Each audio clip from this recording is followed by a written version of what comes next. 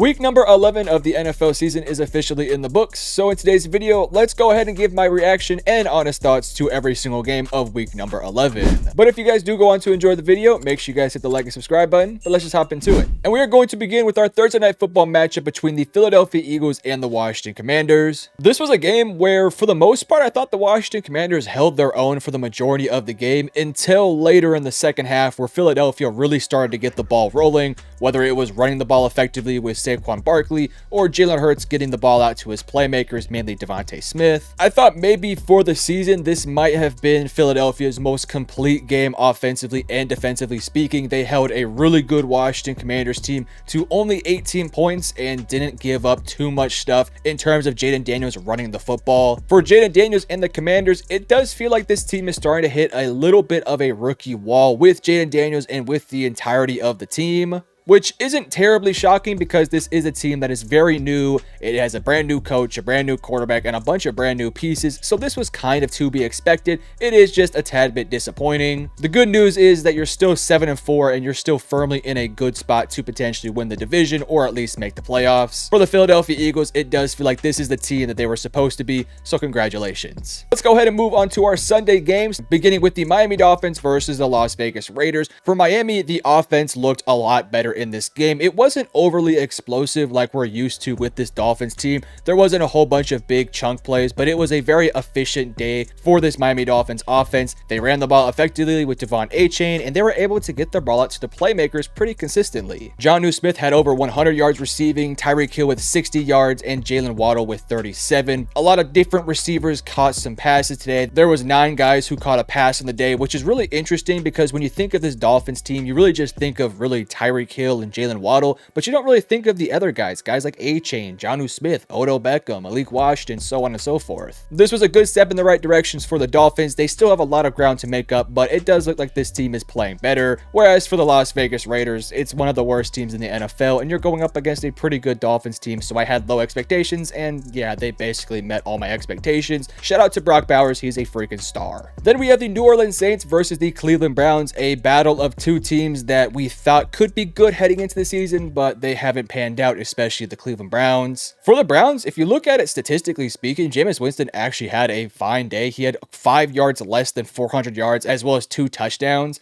No turnovers on the day, but it just really wasn't a good day offensively speaking. A lot of those yards were kind of garbage time yards when it was later in the game, but, you know, give credit where it's due. They did play better than what Deshaun Watson has shown. This Browns team is extremely flawed. Their defense has took a massive step back. They don't have a consistent ground game to go to, and they just gave up 35 points to basically just Taysom Hill. For the Saints side of things, listen, your season is already over with, but this is definitely a nice sign of progress, especially with your new interim head coach. He is definitely lobbying to be the full-time coach. They're riding a little bit of a win streak. Derek Carr's playing better. Taysom Hill finally became a big part of the offense, so maybe the Saints team could win a couple more games down the stretch, which could be a bad thing or it could be a good thing depending on how you view it. Then we have the Anthony Richardson redemption game where he put up 28 points against the New York Jets. This was an awesome game for the Indianapolis Colts for a number of different reasons. Number one, you're going up against a respectable Jets team. Yes, I know they're 3-8. I know that team isn't good, but they still do have the talent. They have Aaron Rodgers, they have Breece Hall,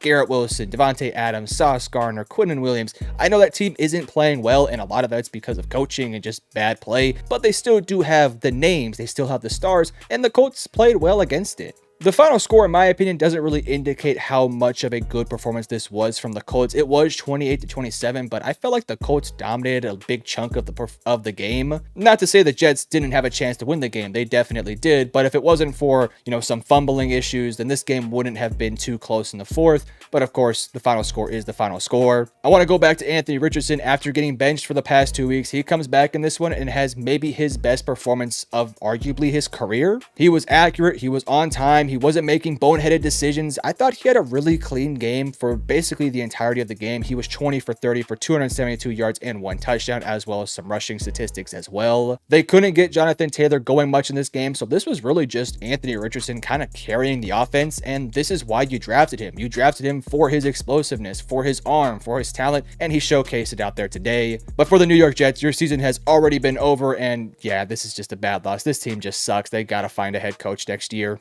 Moving on to the Tennessee Titans versus the Minnesota Vikings. I don't really have a whole bunch to say about this game, but this was a good step in the right direction for this Vikings team after not playing particularly well the past couple weeks. It wasn't all picture perfect for this Vikings team. Obviously, the offensive line hasn't been perfect. The running game was really bad today, but you still found a way to win by double digits versus a horrific Titans team. And honestly, if it wasn't for a miraculous 98-yard touchdown that the Titans got on their own goal line, this game would have been even that much more of a blowout, so just take that as you will. This is a bad Titans team just straight up from top to bottom. I feel kind of bad for Will Levis, but at the same time, he is a big part of the problem. Going back to the Vikings, though, Sam Darnold has struggled with turnover issues the past couple weeks. I am glad to say he had no turnovers this week, played a whole lot better, was moving the ball in the right direction. Hopefully, this team can start to put up some more points because they're 8-2, but it doesn't feel like they're a worthy 8-2 if you get my drift. Hopefully, they can continue to play better and build off of this. Moving on to the Green Bay Packers versus the Chicago Bears, and gosh, this Bears team has just gone through some absolute trauma the past couple weeks.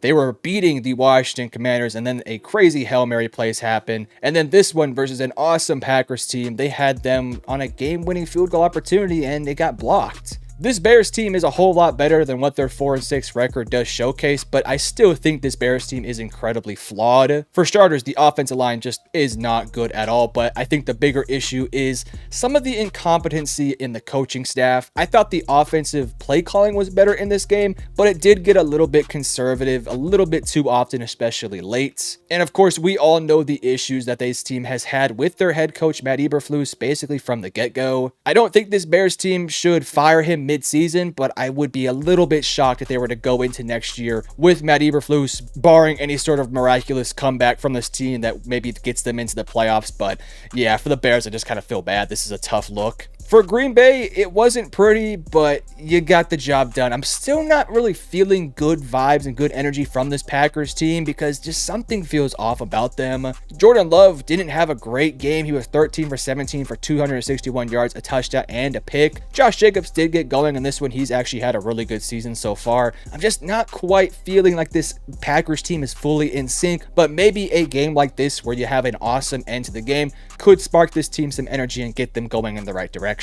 Let's go ahead and move on to the biggest blowout of the week, and I'm not terribly shocked it happened because the Detroit Lions dropped 52 points on the Jacksonville Jaguars. I really don't have much to say about this one. I don't have a bunch of crazy analysis to give to you guys. The Lions are just maybe the best team in the entire NFL. They just beat this team by 46 points, and this is a respectable Jaguars team that has a bunch of talented players on it. Obviously, the coaching staff is not as good as we thought it would be, and Mac Jones is just not a good quarterback. For the Jaguars side of things, listen, you're 2-9, and this is a just terrible look for your team. I would be a little bit shocked if Doug Peterson made it through the bye week. I feel like he kind of has to get fired to, make a statement about how this is completely unacceptable. I know you don't have Trevor Lawrence, and I know you don't have some of your other guys out there, but golly, 46 points versus the Detroit Lions is just sad, man. Getting back to the Lions, 9-1. You're the best team in the NFL, so congratulations. This was a lot of fun to watch. And then we had the LA Rams beating the New England Patriots with a final score of 28-22.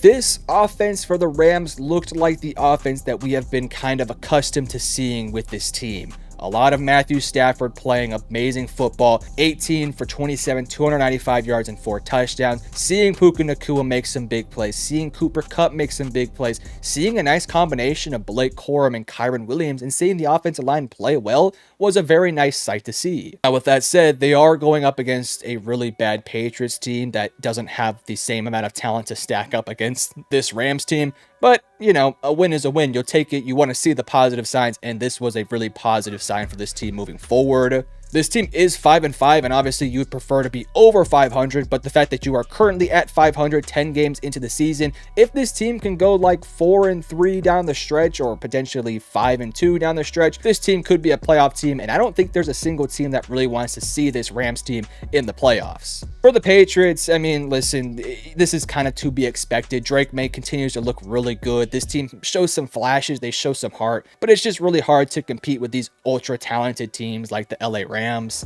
I'm definitely taking a lot of positive signs from what I've seen from this Patriots team as a whole. I think the coaching has been fine this year, and I think this team actually fights to try and win these games. Drake May has brought a bunch of energy and has played very well, so I think there's a lot of good things you could take away from a performance like this. It just sucks that it doesn't result in a victory, but at the same time, losing is honestly kind of a good thing for this team. Let's go ahead and move on to maybe the second biggest matchup of the week, a massive AFC North matchup between the Pittsburgh Steelers versus the Baltimore Ravens. And guys, I think it's time we got to have a conversation about this Ravens team because they have lost 4 games this season and have won 7. Now, the conversation isn't going to be about how this Ravens team sucks and how this team isn't a playoff team, but man, this team just feels like when they go up against really good competition, just something on it fails. Now, I do want to throw this out there. 6 points were left on the table by Justin Tucker for missing field goals, and had those points converted, we're talking about an entirely different ball game. I'm not saying they would have won the game because obviously if he makes the field goals, who knows how this game would go, but 6 points would definitely help their case. But it just feels like whenever this team is in one of these big matchups, it just feels like something fails them. And this week it was their offense not performing up to expectations and Justin Tucker missing field goals. Early in the season versus the Chiefs, it was the defense not being able to stop Patrick Mahomes. And it's kind of been a consistent theme with this team. Again, I think this Ravens team is really good. They are a top 10 team in the NFL, but I want to see more cohesiveness down the stretch versus really good teams because just something isn't working with this team when they go up against really good rosters. With that said, Lamar Jackson didn't have his best day, but I still feel like he is maybe the MVP favorite, although Josh Allen might have a say in that conversation right now. For the Pittsburgh Steelers, this is an awesome win. This is kind of a win that solidifies your status as an actual contender. Now, this was not a perfect performance for the Pittsburgh Steelers by any means. The defense played fantastic. They held this Ravens team in check to only 16 points. But the offensive side of things was just a little bit frustrating. Not being able to convert touchdowns in this game was really brutal. You also had a bad Russell Wilson interception. They couldn't get Najee Harris to going as they usually would like to, but George Pickens had himself a nice day. I'm not worried about the offensive performance from this Steelers team. Hey, you got the victory. That's all that matters. The Steelers, in my opinion, are easily a top 7-ish team. I'm not too sure quite yet where they're going to land. And then we move over to our 3 o'clock window between the Seattle Seahawks and the San Francisco 49ers. I came into this game saying that the Seattle Seahawks needed a marquee win versus a great team, and this was the performance that I wanted to see from this team. It was not pretty. I thought they were going to lose like 90% of the game until late in the game when they made that comeback. But at the end of the day, all I wanted to see this team do was win one of these massive games versus a really good opponent, and here we are. Geno Smith kind of put his backpack on late in this game, carrying this team to a victory. That was an awesome last-minute drive from Geno Smith. But you also have to give credit to other guys out there too. Jackson Smith-Njigba had himself one of his best days of his career, 10 receptions for 110 yards. Kenneth Walker also had a nice day. So for this Seahawks team, also give credit to the defense. They played great. This is a massive win, obviously, just to keep yourself in position to potentially win the division, as well as just making the playoffs. In order to get there, you have to win games, and you got to beat some of these good teams, and yeah, you did so. For San Francisco, this was a very disappointing performance from this team entirely. I'm not too disappointed with the defense. You held the Seahawks offense to only 20 points, but I'm kind of disappointed with Brock Purdy and this offense. Brock Purdy on the day was 21 for 28 for 159 yards, 1 touchdown, and a pick, and Christian McCaffrey had less than 80 yards rushing. I know you're without Brandon Ayuk, but you still have Jawan Jennings, you still have Deebo Samuel, and I know Kittle didn't go in this game, but still, you don't have to have all your stars to have a good performance offensively. The Niners are now 5-5, and if this team were to somehow lose like 2 more games the rest of the way, they could potentially miss the playoffs, and that would be a drastic fall from where they were last year in the Super Bowl. I'm not predicting that to happen, but it is becoming a bit more of a realistic possibility. Moving on to the Denver Broncos absolutely stomping the Atlanta Falcons. I did not see this one coming. The Denver Broncos haven't really beaten a good team. I think they beat Tampa Bay. That was definitely their best win. But outside of that, they've kind of beaten a bunch of bad teams, so I kind of felt like they were going to lose to the Atlanta Falcons because Atlanta's a damn good team. But 38-6 speaks, and we got to have a conversation about Bo Nix being the offensive rookie of the year. I'm not saying that he should be the favorite right now, but I think he's maybe moving up to like 2nd place right now. I think Jaden Daniels is still firmly the leader in that clubhouse. They're 7-4, and Jaden Daniels is a massive reason why. But if he continues to struggle and Bo Nix continues to play similar to this, he might actually end up winning this award. This is a Broncos team that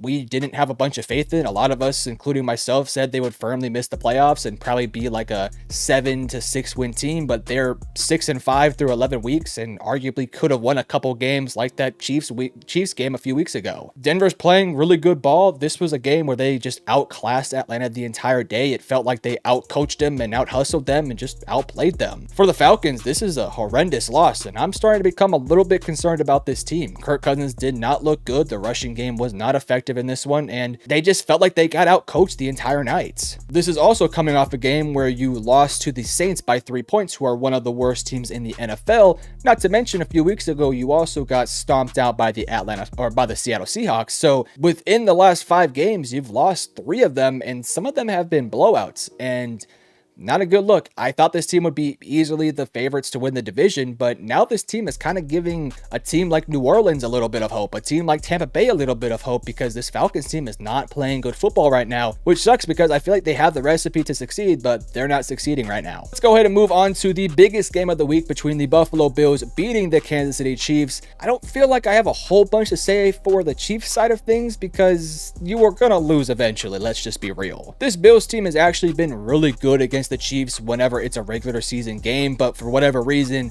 when it's in the playoffs, it just doesn't translate. And that's kind of the feel of this game as well. Patrick Mahomes had 2 interceptions. I don't think he's going to do that in a playoff setting. With that same mindset, Patrick Mahomes didn't have his worst day of his career. It definitely wasn't his best game, but again, it's just one of those games for the Chiefs where they just couldn't get the offense going. They don't have Pacheco, so the rushing game is a little bit weak. You don't have Rashee Rice, so the receiving core is pretty weak. And if you can sniff out DeAndre Hopkins, this team just doesn't have a go-to guy, especially if Kelsey isn't having one of his better days. I still firmly do believe that this Chiefs team is maybe the second or even the best team in the NFL. I don't know if I would move Buffalo ahead of them because I just kind of feel like if Kansas City were to make the playoffs, which they will, and if they somehow were to meet Buffalo in, let's say, the first, second, or third round, I still kind of feel like Kansas City would beat them. For Buffalo, though, this is an awesome win. I mean, you beat the reigning back-to-back champions in your own stadium. You're now 9-2 on the season, and this was the type of win that this team needed. They needed a big, massive win versus an awesome team, and they did so. It was also a game that wasn't really close by the end. They beat them by 2 possessions, and Josh Allen played great. This is one of those MVP-like performances that you wanted to see from Josh Allen to get his name into those conversations, and I think now he potentially could be the favorite because they're 2 wins above Baltimore, and Josh Allen is having just as good of a year as Lamar Jackson. Not to mention, Lamar Jackson doesn't have a victory like this. Josh Allen does. Josh Allen on the day was 27 for 40 for 262 yards, 1 touchdown, and 1 interception, while also having 12 carries for 55 yards and a touchdown. He also had multiple extremely clutch MVP-like moments in that fourth quarter to ultimately win the game.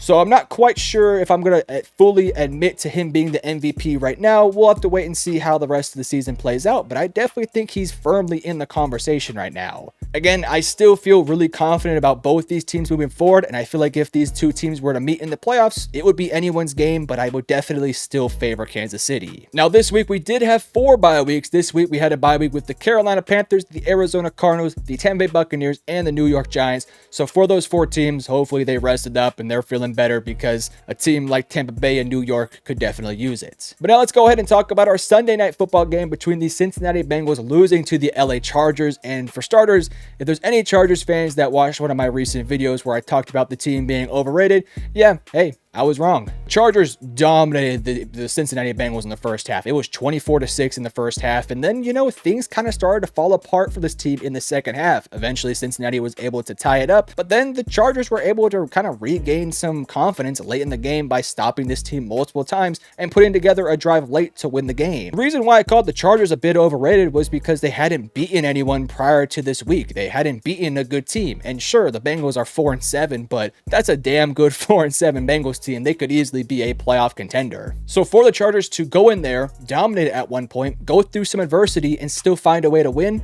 that is the making of what I think is a really good team. This Chargers team is only 2 games away from potentially winning the division, and they're going to have a matchup with Kansas City later, so if they can hypothetically win that game, who knows? For Cincinnati, I mean, this is a frustrating loss. You were down big early on, you found a way to tie the game late, you had all the momentum, and you couldn't capitalize. There were some missed field goals from McPherson, which were costly, and yeah, it sucks. Joe Burrow continues to have MVP-like performances, such as honestly this one, where he had almost 350 plus yards, 3 touchdowns, and was great all day, and they still lose. I thought the defense played better, especially in the second half, but it just wasn't enough. You were fighting from behind the entire game, and once you were able to finally tie the game up, the team just kind of ran out of steam. Jamar Chase, T. Higgins, they both played great. Chase Brown, he was awesome. The offensive line played well in the second half, but it just isn't enough when you're down by 21 points come halftime. I kind of feel bad for the Bengals because they're 4-7, and I truly do believe that they could go on a miraculous run and somehow still make the playoffs. I don't know if a 9-8 team or a 10-7 team is going to make the playoffs, but I kind of hope Cincinnati does. But all in all, these were all of my picks that I made prior to this week. I am currently at a 106-59 win-loss record on my predictions, and I think I'm doing awesome. So if you guys enjoyed the video, make sure you guys hit the like and subscribe button, and I love you guys. Peace.